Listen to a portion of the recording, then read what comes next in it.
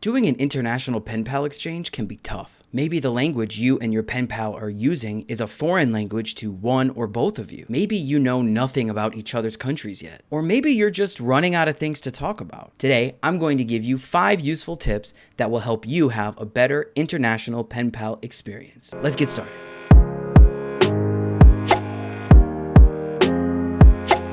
Number 1, ask as many questions as you answer.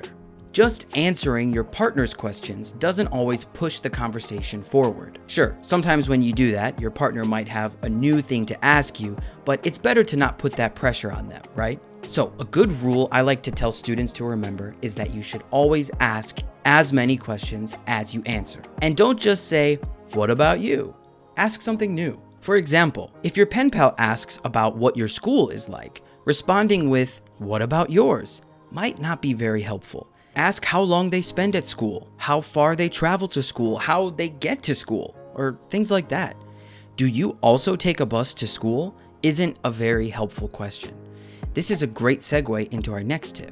Number 2, avoid yes or no questions. Yes or no questions are conversation stoppers. Do you also take a bus to school? Yes.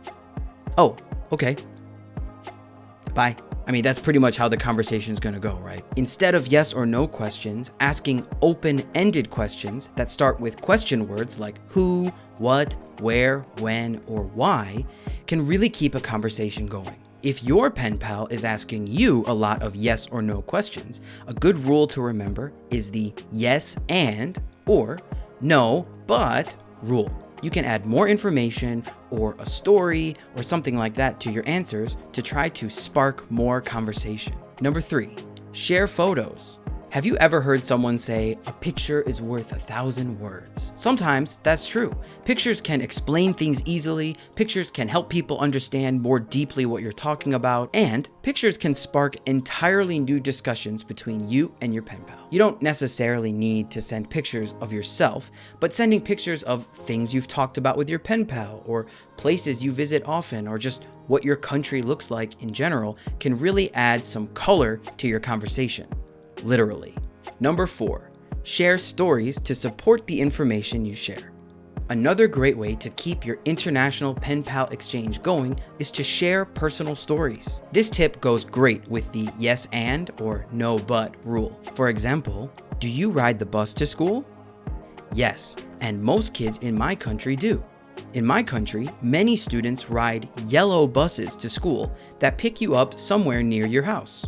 See how much better that is than just yes? Finally, my favorite tip, number 5, say what you can say, not what you want to say.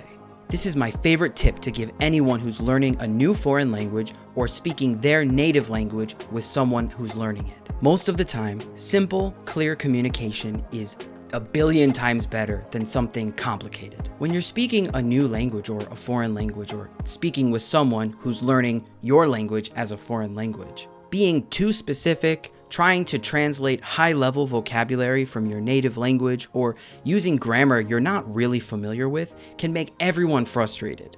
I've seen this discourage a lot of people, and I think it's one of the things that leads to people quitting learning a new language. So the simple saying I try to tell everyone to remember is that it's better to say what you can say than what you want to say. Here's an example. Instead of saying something complicated like, "Yes, the preliminary results are promising and I'm looking forward to fruitful returns," which might be what you want to say. I don't know why, but maybe someone wants to say that. It's going to be better for your happiness and your partner's understanding to say something like, "We did a test. The results looked good. I think future results will be good too.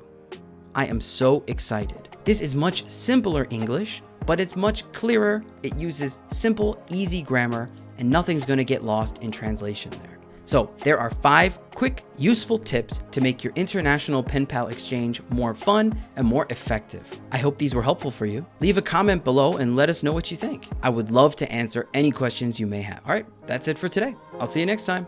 Bye-bye.